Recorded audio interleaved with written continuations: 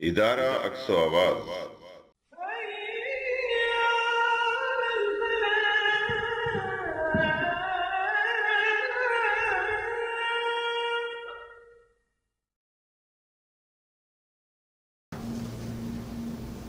إن الحمد لله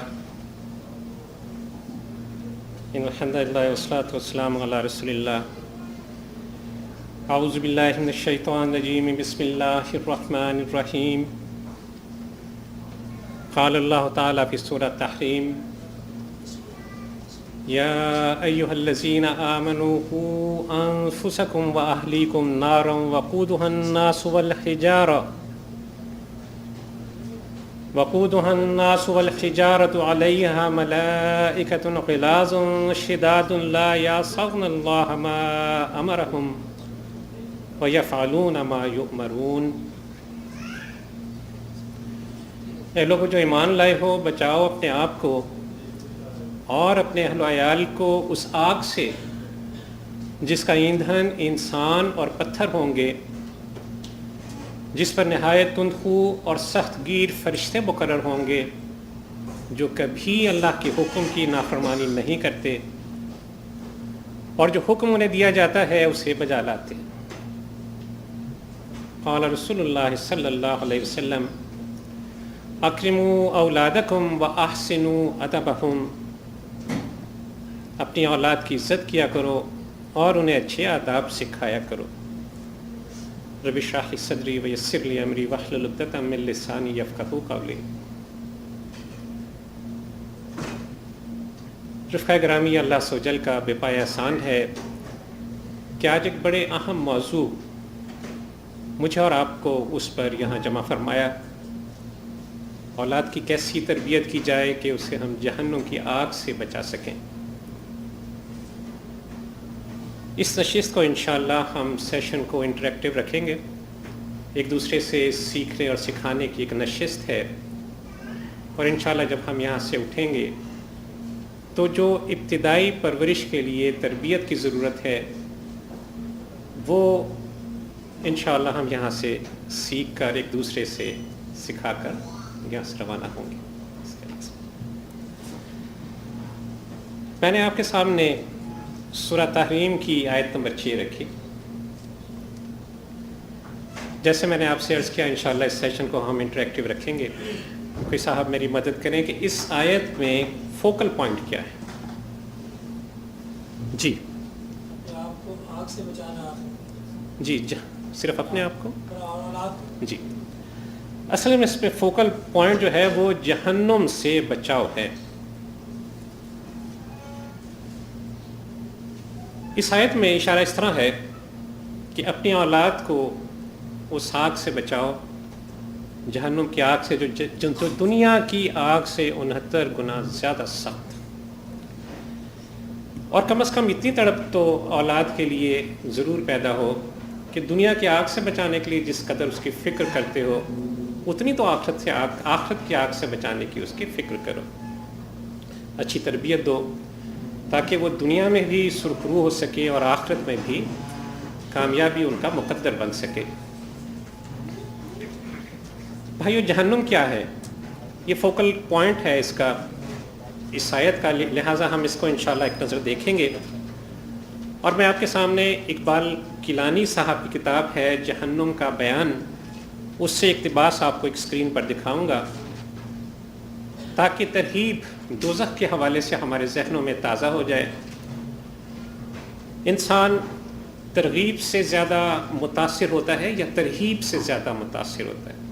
کیا بات آپ کے ذہن میں آتی ہے؟ ترغیب سے ساتھ ساتھ چلتی ہیں. قرآن میں کس کا بیان زیادہ ہے؟ ترغیب کا بیان زیادہ ہے. ترغیب جو ہے وہ انسان کو زیادہ متاثر کرتی ہے. اس لیے ترغیب سے ہم نے بات کو شروع کیا ہے. یہ اقتباس ہے جہنم کا بیان، میں آپ کو اسکرین پر دکھاؤں گا. ھذہ النار التی کنتم بھا تکذبون. یہ ہے وہ آگ جسے تم لوگ چھٹلایا کرتے تھے. اے دنیا بھر کے لوگوں، میری بات ذرا غور سے سنو. یہ 1400 سال پہلے کی بات ہے.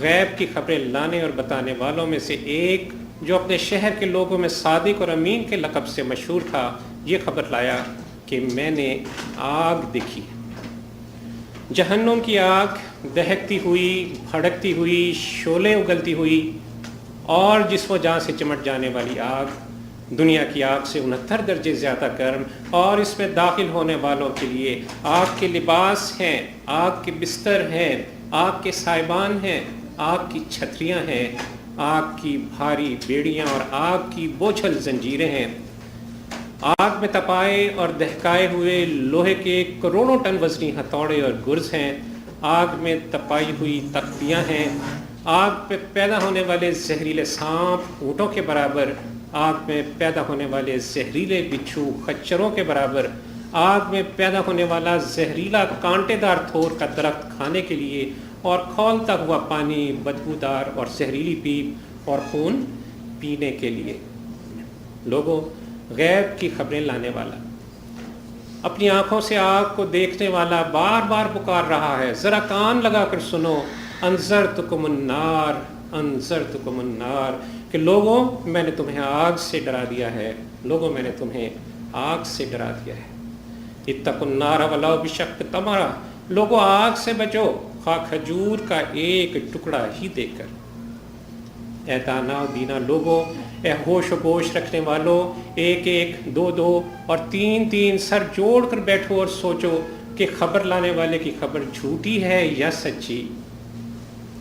اگر جھوٹی ہے تو جھوٹ کا وبال خبر لانے والے پر ہوگا اور تمہارا کچھ نقصان نہ ہوگا، لیکن اگر یہ خبر سچی ہوئی تو پھر اے آگ کا مذاق اور تمسخر اڑانے والوں، اے آگ کے بارے میں شک میں پڑنے والوں، اے آگ پر ایمان رکھنے کے باوجود غفلت میں پڑنے والوں، جب وہ آگ سامنے بھڑک رہی ہوگی اور خبر لانے والا کہہ رہا ہوگا ھذہ النار کنتم بہا تکذبون، کہ دیکھو یہ ہے وہ آگ جس سے تم لوگ جھٹلایا کرتے تھے، تو پھر تمہارے پاس کیا جواب ہوگا اس کا؟ کہاں بھاگ کر جاؤ گے؟ کہاں پناہ پاؤ گے؟ کسی مشکل کشا کو بلاؤ گے، یا اس دہکتی ہوئی اور شعلے اگلتی آگ میں جلنا قبول کر لو گے؟ ویل یومئذ للمکذبین، کہ تباہی ہے اس روز جھٹلانے والوں کے لیے۔ تو بھائیو، یہ دوزخ کا ایک نقشہ تھا جو میں نے اس کتاب کے اقتباس سے آپ کے لیے منتخب کیا، اور یہ ترغیب ایسی ہے کہ جس سے وقتاً فوقتاً ہمیں اپنے ذہنوں میں تازہ کرتے رہنے کی ضرورت ہے۔ بات ہم نے شروع کی ہے عذاب خداوندی سے۔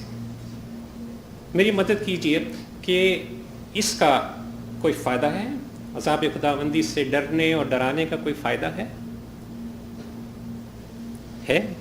تو کیا ہے؟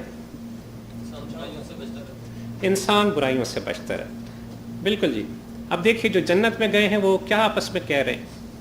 سورہ طور کی آیت نمبر 25 اور 25 سے 27، وَأَقْبَلَ بَعْضُهُمْ عَلَى بَعْضٍ يَتَسَاءَلُونَ قَالُوا إِنَّا كُنَّا قَبْلُ فِي أَهْلِنَا مُشْفِقِينَ فَمَنَّ اللَّهُ عَلَيْنَا وَوَقَانَا عَذَابَ السَّمُومِ إِنَّا كُنَّا مِن قَبْلُ نَدْعُوهُ إِنَّهُ هُوَ الْبَرُّ الرَّحِيمُ۔ وہ جنتی ایک دوسرے کی طرف متوجہ ہو کر بات کریں گے اور یہ کہیں گے کہ بھائی، ہم تو اس سے پہلے اپنے گھر یعنی دنیا میں انجام کار سے بہت ڈرا کرتے تھے۔ یہی ترغیب جس کا میں نے آپ سے ذکر کیا، اس ترغیب کو وہاں وہ بیٹھ کر آپس میں ایک دوسرے کو بتا رہے ہیں کہ ہم تو اس دنیا میں اپنے انجام کار سے بہت ڈرا کرتے تھے، اور آگے کہہ رہے ہیں اللہ نے ہم پر بڑا احسان کیا اور ہم کو عذاب دوزخ سے بچا لیا۔ دوزخ کا ذکر یہ کرتے رہنا چاہیے، اور یہ ذکر جو ہے انشاءاللہ العزیز عذاب دوزخ سے ہمیں بچا لے گا۔ انس رضی اللہ تعالیٰ عنہ فرماتے، رسول اللہ صلی اللہ علیہ وسلم کثرت سے یہ دعا فرمایا کرتے تھے، اور ہمیں بھی چلتے پھرتے اٹھتے بیٹھتے اس دعا کا ورد رکھنا چاہیے۔ ربنا آتنا فی الدنیا حسنہ وفی الآخرۃ حسنہ وقنا عذاب النار، کہ اے پروردگار ہمیں دنیا میں بھی بھلائی عطا فرما اور آخرت میں بھی بھلائی عطا فرما، اور ہمیں جہنم کی آگ سے بچا۔ تو بھائیوں، یہ بات ثابت ہوئی کہ نبی صلی اللہ علیہ وسلم بھی جہنم کی آگ سے بچنے کے دن میں بار بار اللہ تعالیٰ سے استدعا کیا کرتے تھے، دوزخ کا ذکر کیا کرتے تھے. ہمیں بھی اس کو کثرت سے یاد رکھنا ہے. اللہ عز و جل رحیم ہے. کیا ہم کہہ سکتے ہیں کہ یہ آگ اللہ کی رحمت کی نشانی ہے؟ کہہ سکتے ہیں؟ کیسے؟ دیکھیے، اس آگ کو اللہ تعالیٰ نے بطور رحمت پیدا فرمایا. اللہ عز و جل تو چاہتا ہے کہ مخلوق میں سے کوئی بھی نہ جائے، اور پھر ہمیں جو آزادی دی، اختیار کی، اپنی مرضی کی، فریڈم آف چوائس یا فری ول دی کہ دنیا میں یہ دو راستے تمہارے سامنے ہیں. یہ ہدایت کا راستہ ہے اور یہ بدی کا راستہ ہے. ہدایت کے راستے پہ چلو گے، اپنے اصل مقام جنت کو پالو گے، اور یہ بدی کا راستہ ہے، اگر اس کو اپنایا تو اس کا ٹھکانہ جہنم ہے. اللہ عز و جل نے اس آگ کو بطور رحمت فرمایا، بندوں کو ڈرایا تاکہ وہ گناہوں سے باز رہیں اور جنت کی طرف بڑھتے چلے جائیں. موضوع کی طرف بڑھتے ہیں، تربیت اولاد. ذہن میں رہے کہ یہ ابتدائی 5 سال بچے کی تربیت کے انتہائی اہم ہیں، جو آئندہ اس کی زندگی کا رخ متعین کرتے ہیں. بچے کی زندگی کا دھارا کس رخ پر بہے گا، یہ پہلے 5 سال اس کے لیے بہت قیمتی ہے. انشاءاللہ پھر کبھی موقع ملا تو اس سے اگلی جو نشست میں کبھی جمع ہوئے تو ٹین ایج کے حوالے سے بھی ہم گفتگو آپ کے سامنے رکھیں گے. سورہ تغابن میں اللہ عز و جل کا ارشاد ہے، یا ایھا الذین آمنوا ان من ازواجکم و اولادکم عدوا لکم فاحذروہم. کہ لوگوں جو ایمان لائے ہو، تمہاری بیویوں اور تمہاری اولاد میں سے بعض تمہارے دشمن ہیں، ان سے ہوشیار رہو. کس چیز سے مجھے اور آپ کو متنبہ کیا جا رہا ہے؟ کوئی صاحب مدد کریں گے؟ یہ دشمنی ہے تو کس طرح کی ہے؟ جی جی دیکھیے، بیوی کی، اولاد کی محبت یہ انسان کی جو جبلی نفسیات ہے اس کا حصہ ہے. اور جتنے بھی دنیاوی رشتے ہیں ان سب رشتوں میں بیوی کا اور اولاد کا رشتہ سب سے قربت والا رشتہ ہے، اور انسان ان دو رشتوں کے لیے کچھ بھی کرنے کے لیے تیار رہتا ہے. تو اگر یہ دشمن اس طرح ہے کہ اگر یہ تمہیں نیکی سے روکتے ہیں، بدی کی طرف مائل کرتے ہیں، تو یہ تمہارے دشمن ہیں، ان سے ہوشیار رہو. اور ایک بڑی اہم بات کہ ان کی دنیا بنانے کے لیے اپنی عاقبت خراب مت کرو. دنیا تو ان کی بھی نہیں بنے گی، لیکن عاقبت تمہارے ہاتھوں سے جاتی رہے گی. تو ان کی محبت کو کبھی دل میں اس حد سے نہ بڑھنے دو کہ وہ اللہ اور رسول کے ساتھ جو تمہارا تعلق ہے اس کے راستے میں حائل ہو جائیں. تو یہ ناروا محبت ہے، اس سے بچنا ہے. ایسا نہ ہو کہ اولاد کی، بیوی کی ناز برداریاں کرتے کرتے تم اپنے سب سے قیمتی متاع ایمان کو لٹا بیٹھو. تو یہ مجھے اور آپ کو ایک الارم دیا جا رہا ہے. ایک ایسی خامی جو ہم سب میں کسی نہ کسی درجے میں موجود ہے، وہ ناروا لاڈ اور پیار ہے اولاد کے ساتھ، جو اولاد کے بگاڑ کا سبب بنتا ہے. بچے کو صبح صبح اس کی میٹھی نیند سے نہیں جگایا جا رہا کہ نیند میں خلل پڑے گا، آرام کر رہا ہے، چلو اٹھے گا، اسکول جانے کا وقت ہوگا، نماز پڑھ لے گا. عام بڑے بچوں کے لیے ہمارا یہ کانسیپٹ ہے. اب نتیجہ کیا نکل رہا ہے کہ وہ جو بے جا شفقت آپ نے بچے کو دی، اس نے اس کی طبیعت میں ایک ایسا بگاڑ پیدا کر دیا جو ساری عمر کے لیے اس کے بگاڑ کا سبب بن سکے. اب یہ بتائیے کہ آپ نے اس کے حق میں بہتری کی یا اس کے حق میں کانٹے بو دیے؟ کانٹے بو دیے. تو یہ جو بے جا لاڈ پیار ہے یہ تربیت میں حائل نہیں ہونا چاہیے. یہ ایک بنیادی نقطہ ہے جسے ہمیں اس گفتگو میں اپنے سامنے رکھنا ہوگا. ہمارے محترم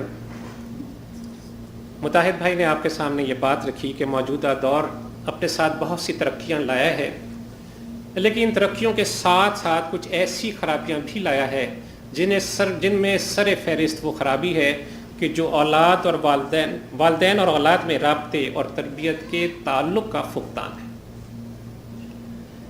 ایسی مشغولیات ہیں، ایسے گیجٹس ہیں جو اب کسی وقت میں ہم بچوں کے لیے کہتے تھے، آج والدین بھی اس میں اسی درجے میں مشغول ہیں. سوشل میڈیا آپ کے اوقات کا بہت سا حصہ اور وائٹل پارٹ جسے آپ کہیے آپ کے دن کا یہ کھا جاتا ہے، اور اتنی اس میں رغبت ہے کہ انسان یعنی ماں باپ اب اولاد کی تربیت سے غفلت برتتے چلے جا رہے ہیں۔ تو یہ ذہن میں رکھیے کہ تربیت اولاد کے حوالے سے جو ابتدا میں خلا پیدا ہو جائے گا، پھر اس کو ساری عمر اس خلا کو پر نہیں کیا جا سکے گا۔ بچہ جب پیدا ہوتا ہے، سب سے بچے کی تربیت میں اہم مقام والدین کا ہے۔ رسول اللہ صلی اللہ علیہ وسلم فرماتے ہیں ہر بچہ دین فطرت پر پیدا ہوتا ہے، یعنی اسلام پر پیدا ہوتا ہے، اور پھر اس کا ماحول یعنی اس کے والدین اس کو یہودی بنا دیتے ہیں، نصرانی یا مجوسی بنا دیتے ہیں۔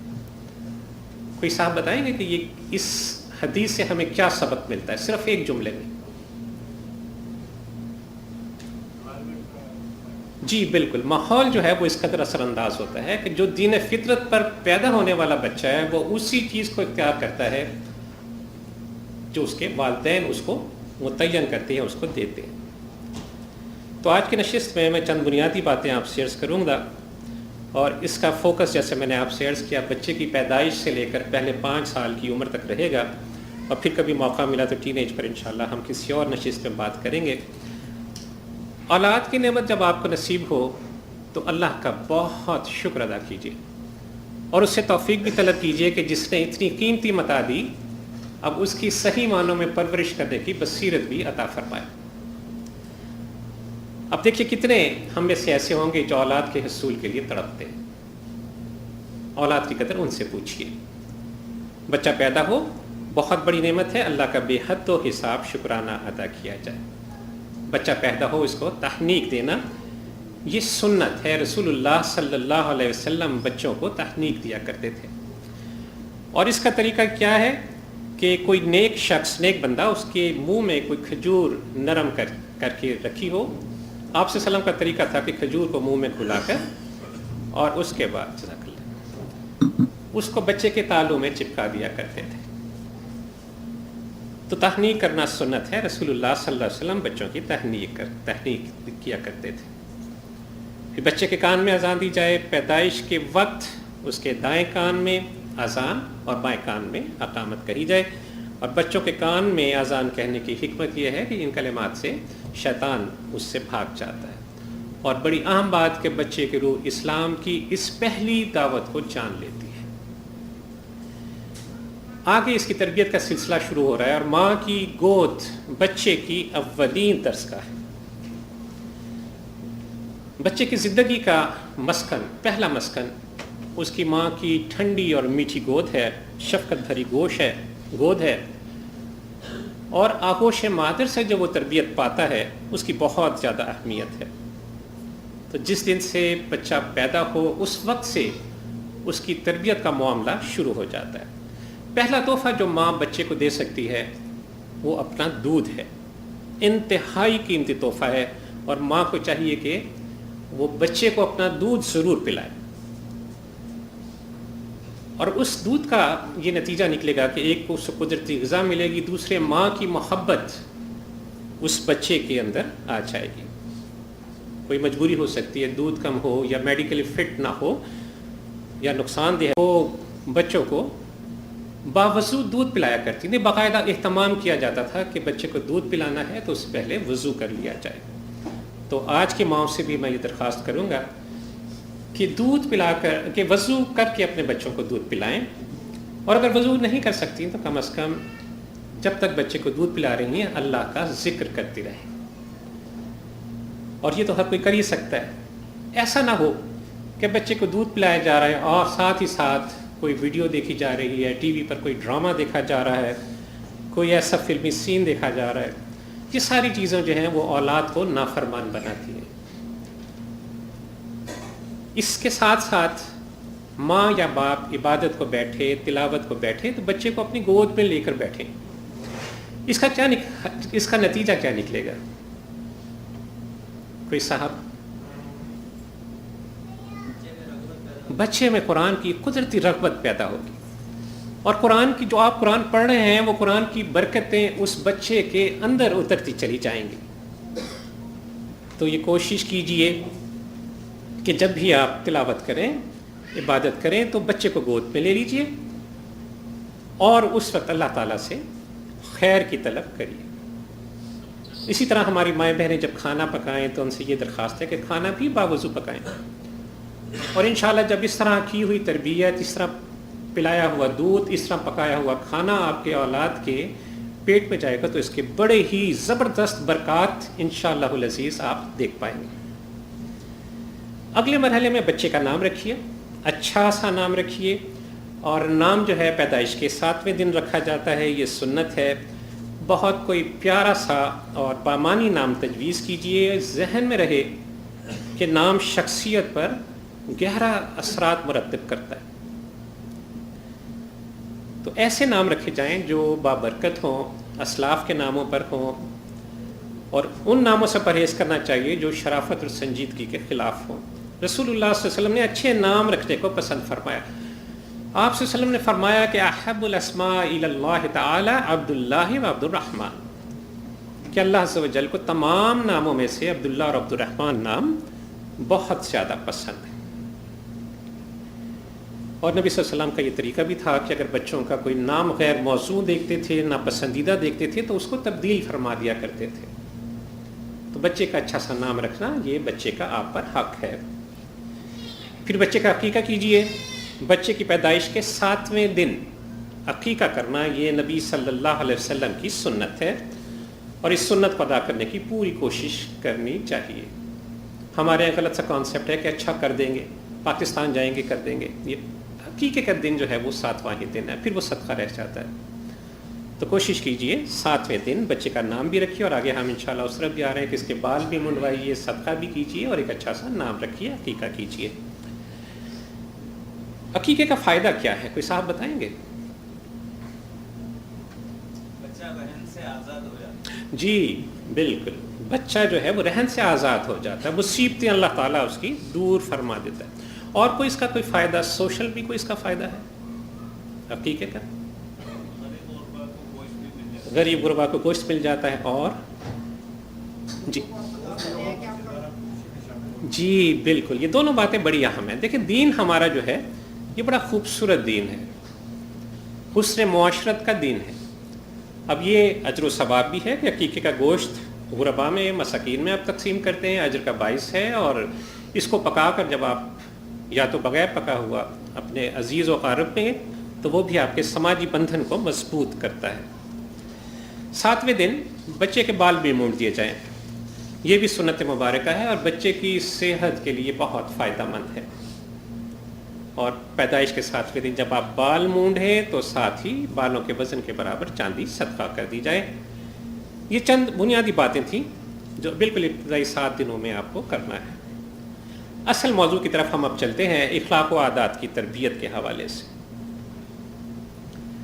والدین کے اخلاق، والدین کی عادات یہ بچے پر براہ راست اثر انداز ہوتی ہیں، اس لیے والدین اگر بچے کی بہترین تربیت کریں تو اس کو دنیا کی زندگی میں بھی بہترین کامیاب شخص بنا سکتے ہیں، اور آخرت میں بھی سرخروئی اس کا مقدر بن سکتی ہے۔ امام غزالی رحمۃ اللہ علیہ، رسول اللہ صلی اللہ علیہ وسلم کا فرمان ہے کہ اکرموا اولادکم واحسنوا ادبا، کہ اپنے اولاد کی عزت کیا کرو اور انہیں اچھے آداب سکھایا کرو۔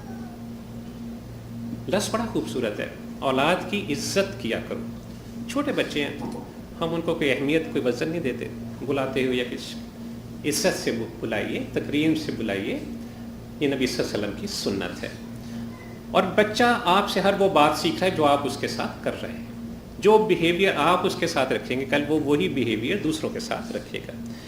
امام غزالی رحمۃ اللہ علیہ فرماتے ہیں کہ بچہ والدین کے پاس اللہ عز و جل کی امانت ہے، اس کا دل ایک عمدہ اور صاف آئینہ کی مانند ہوتا ہے، جو بالفعل اگرچہ ہر قسم کے نقش و صورت سے خالی ہے، لیکن ہر طرح کے نقش و اثر کو فوری قبول کرنے کی استعداد رکھتا ہے۔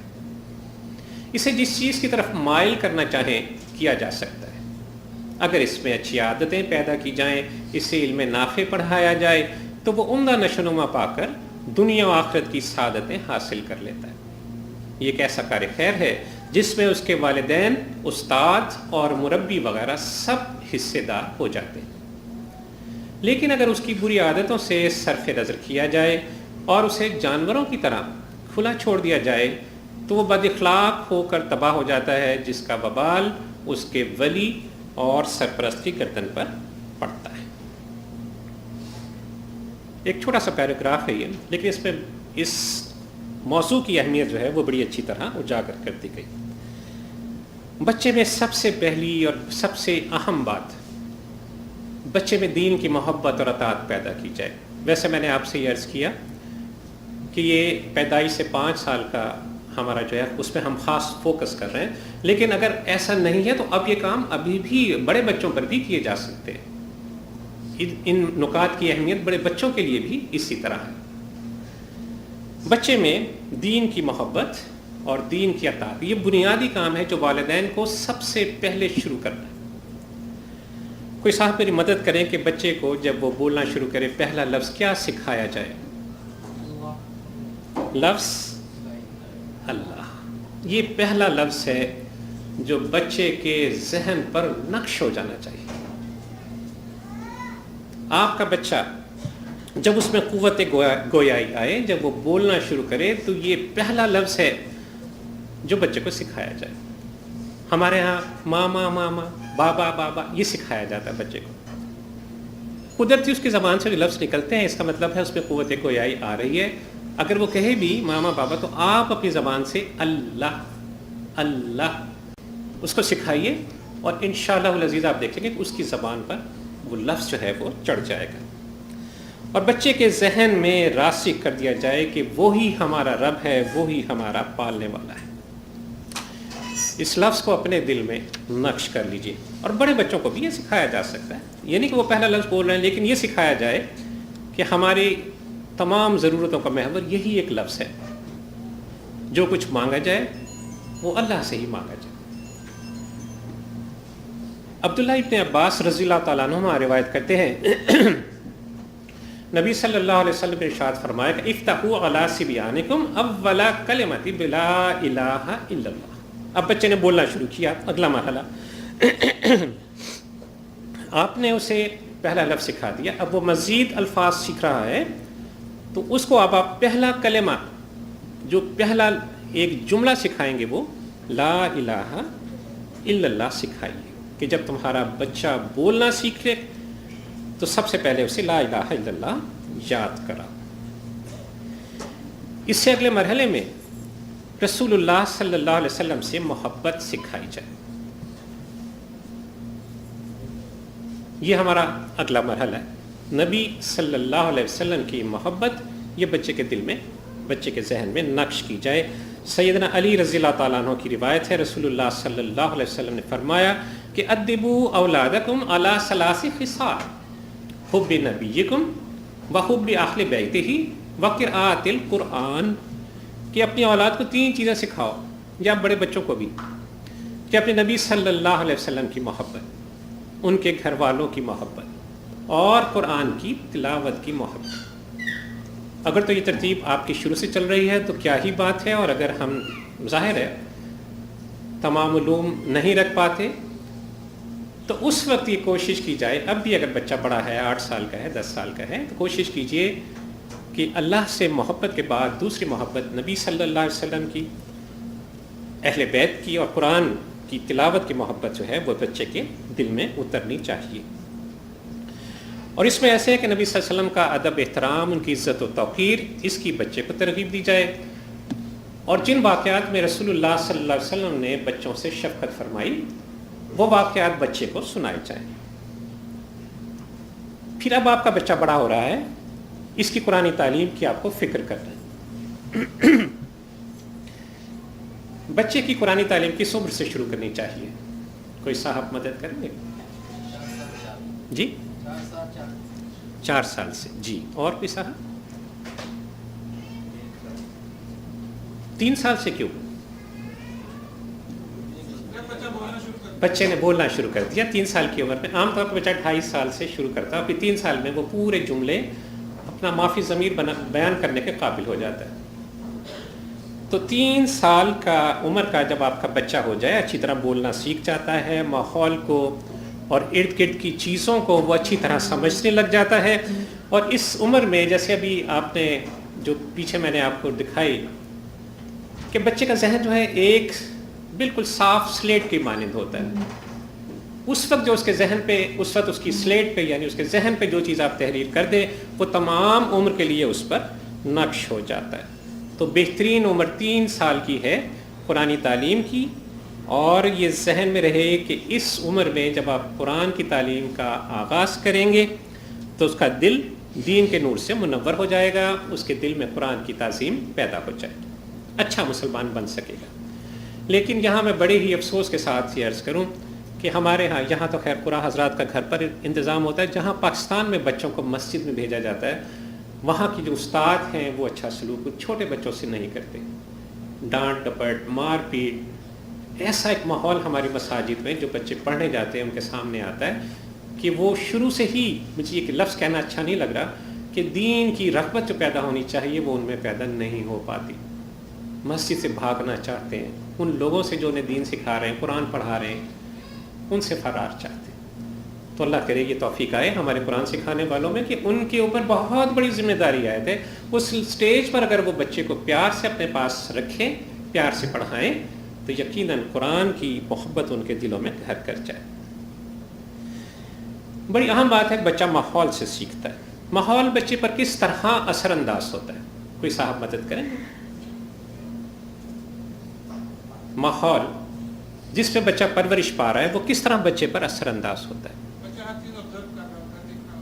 بچے کی قوت مشاہدہ کام کر رہی ہوتی ہے. صحیح کہا آپ نے, ہر چیز وہ دیکھ رہا ہے, آبزرو کر رہا ہے, اور ماحول سے بچہ جو ہے وہ بہت کچھ سیکھتا ہے. اگر اچھا ماحول ہوگا تو پاکیزہ صفات سیکھے گا, اس میں اچھے رجحانات اور اچھے میلانات پیدا ہو سکیں گے.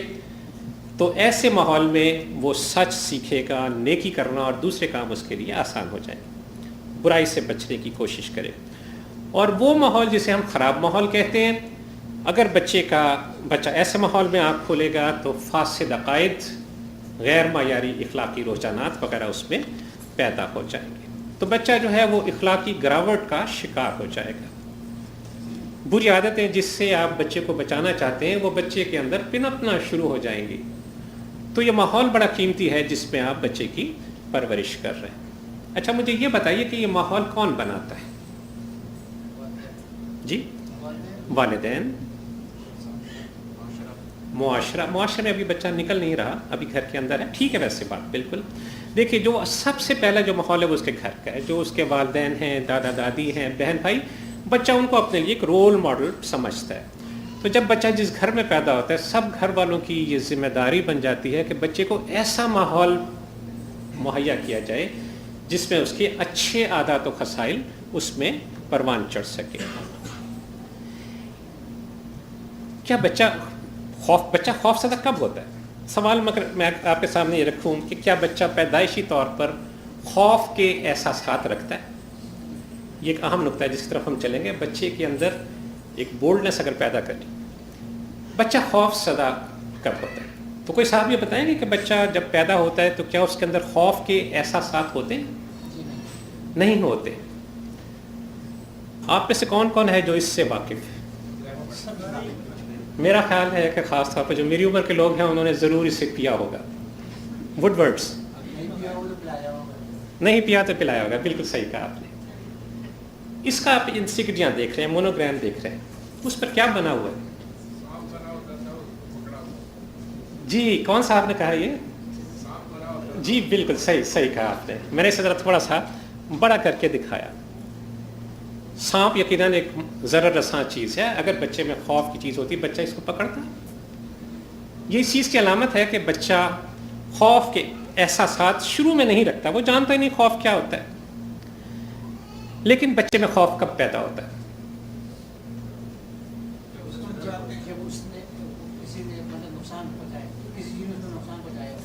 اس کو نقصان سب سے پہلے خوف والا نقصان کون پہنچاتا ہے؟ اگر میں کہوں کہ پہلا احساس خوف کا پیدا اس کی ماں کرتی ہے تو آپ اس سے ایگری کریں گے؟ بڑی ایک مطلب تکلیف دہ چیز ہے کہ مائیں بچوں کو کوئی کام زبردستی کروانا ہو, جیسے سلانا ہی ہے, بچہ نہیں سو رہا, کیا کہتی ہیں؟ بلکہ زبان، ہاں جی جی صحیح کہا آپ نے، منہ سے ایک بڑی عجیب سی آواز نکالیں گے، اور میں اگر نکالی تو شاید آپ بھی ہنسیں گے سب، لیکن وہ ضرور کہوں گا اوئے اوئے سو جا وہ آ رہا ہے. اب کون آ رہا ہے، کیا آ رہا ہے، اور وہ جو آواز نکالتی ہے کہ اچھا دیکھ وہ آ گیا، وڑ وڑ کر کے جو کرتی ہیں، بچے کی وہاں ایک دم سہم کے رہ جاتا ہے. اب اس کے دل میں خوف کے احساسات جو ہے وہ پیدا ہونے شروع ہو گئے.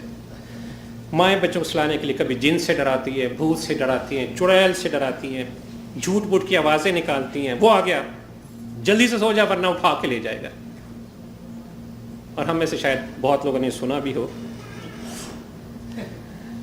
تو بچہ دبک کر سہم جاتا ہے. اس کا نتیجہ کیا نکلتا ہے جی؟ وہ خوف بچے کے دل میں بیٹھ جاتا ہے، اور اس کا نتیجہ نکلتا ہے بچہ بجائے جرت کے، دلیری کے، خوف اور دہشت اس کے دماغ میں جگہ بنا لیتی ہے. اور ایک چھوٹا سا بھی حادثہ اگر بچے کو پیش آئے، معمولی سا کوئی، تو وہ فوراً اپنی ہمت چھوڑ بیٹھتا ہے. اس وجہ سے کہ ماں نے تربیت کے وقت اس کے ذہن میں ایک ایسی چیز انکلکیٹ کر دی. اس کے بجائے پھر ہمیں کیا کرنا چاہیے؟ بچے کو جرت مند بنانے کے لیے کیا کرنا چاہیے؟ اب 3 سال کا بچہ ہے، آپ کی بات سمجھ رہا ہے، بولتا ہے، ریئیکٹ کرتا ہے، جو آپ کہتے ہیں اس کا جواب دیتا ہے. جی بالکل. اصل میں اس کے نتیجے میں بچہ بزدل ہو جائے گا، اور بچے کو آپ کو چاہیے جرت اور دلیری کے واقعات سنائیں. کہانیاں سناتے ہیں نا، چندہ مامور یہ وہ فضول سی. اور ہماری اسلاف کی تاریخ میں بہت ساری کتابیں، کہانیاں آپ کو کتابوں میں ملیں گی جو بچوں کے لیے دلیری کے قصے رکھتی ہیں. رسول اللہ صلی اللہ علیہ وسلم سب لوگوں سے زیادہ خوبصورت اور سب لوگوں سے زیادہ بہادر تھے.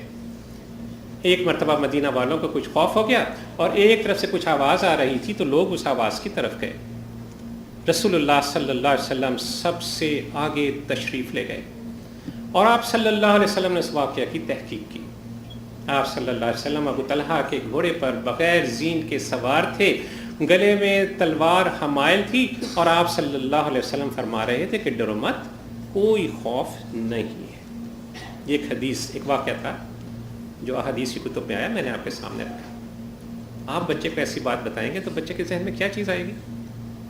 ایک تو ہم پیچھے چل کے آئے کہ نبی صلی اللہ علیہ وسلم کی محبت آپ نے دلوں میں بٹھانی ہے، ان کو رول ماڈل بنانا ہے، اور انہی کی باتیں اپنے بچوں سے کرنی ہے. تو اسے پتہ چلے گا کہ جو میرا آئیڈیل ہے وہ کتنا دلیر، کتنا بہادر تھا کہ اکیلا گھوڑے پر بیٹھا اور جا کر تلوار گلے میں حمائل تھی اور گیا تمام واقعے کی خبر لے کر آئے. تو اس قسم کے واقعات جو ہیں بچوں میں جرت اور دلیری پیدا کر دیں گے. لیکن ایک چیز ذہن میں رہے کہ اس کے ساتھ ساتھ بعض اوقات ایسی چیزیں ہیں جن کے نقصان ہو سکتے ہیں. بچوں کو ان چیزوں کے نقصانات سے آگاہ کرنا بھی ضروری ہے. کون سی چیزیں ہو سکتی ہیں؟ جی بجلی کے سوئچ ہو سکتے ہیں، گیس کا ہیٹر ہے، چولہے ہیں، زہریلے جانور وغیرہ. ان کے مضمرات سے آپ نے بچے کو حکمت سے اور پیار سے، ایسا نہ ہو کہ خوف دلا دیا جائے، مگر اس کے استعمال کے حوالے سے اور اس کے بارے میں جو اس کے نقصانات ہو سکتے ہیں وہ اس کو بتائے جا سکتے ہیں. ایک بڑی اہم بات جو ہم میں سے ہر شخص چاہے گا، اور ابھی بھی جن کے بچے ابھی 10 سال یا اس کی ایج کے ہیں یا بڑے بھی ہو رہے ہیں، وہ چاہتے ہیں ہمارا بچہ بہت خود اعتماد ہو. ادارہ عکس و آواز آڈیو اور ویڈیو کی دنیا میں معروف نام. دروس قرآن و حدیث، حمد باری تعالی، نعت رسول مقبول، نصیحت آمیز تقاریر، تحریکی ترانے اور مشہور نظمیں عرصہ دراز سے آپ کی خدمت میں پیش کر رہا ہے. دعوت و تبلیغ کے لیے ادارہ عکس و آواز ایک منفرد انداز کے ساتھ